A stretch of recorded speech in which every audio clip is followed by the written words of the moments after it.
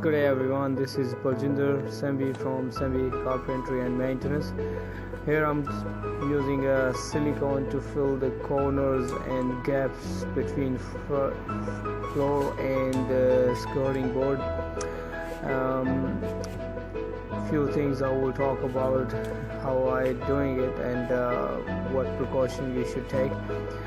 I'm using just a manual hand caulking gun, and my pressure on the hand is gradual as I'm moving, so my speed and the actual trigger is so coordinated that I know if I push too much then I have to increase the speed of caulking on. So that's something you will have to practice on a rough surface before you go on the actual final surface. Here in this video I will be using one of the tool which really helps for the beginners, or even professional can use that tool. It's good to have a clean sort of finish. It actually give you it saves a lot of time, and I will show you further in this video how actually that tool works well.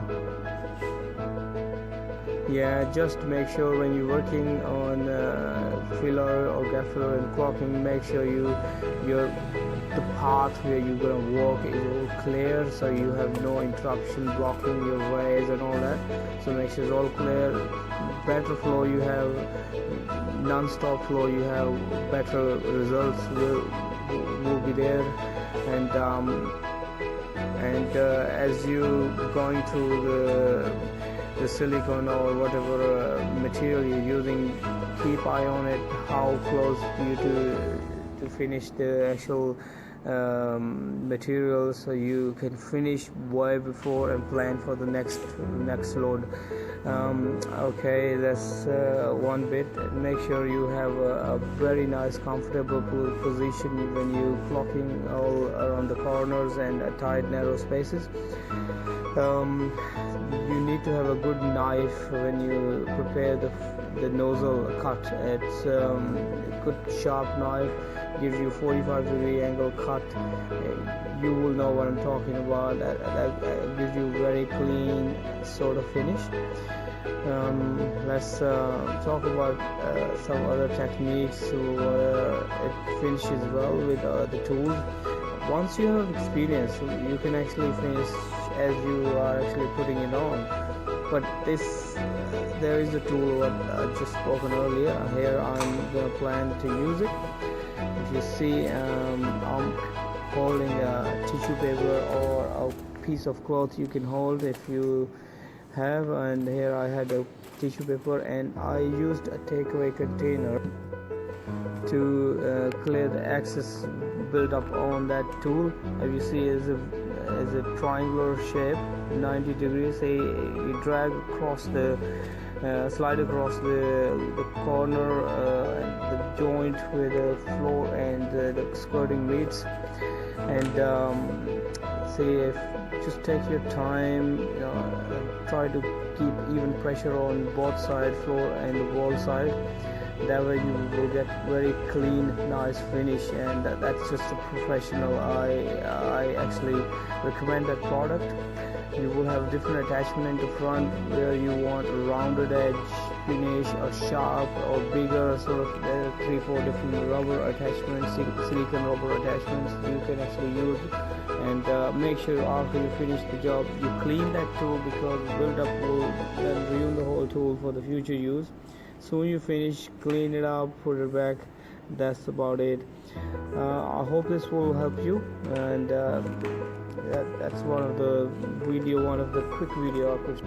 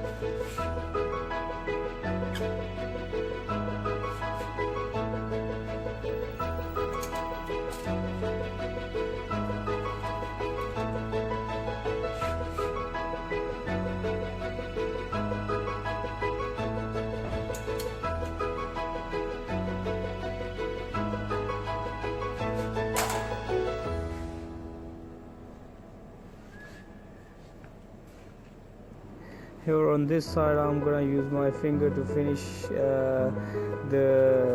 give a finished look.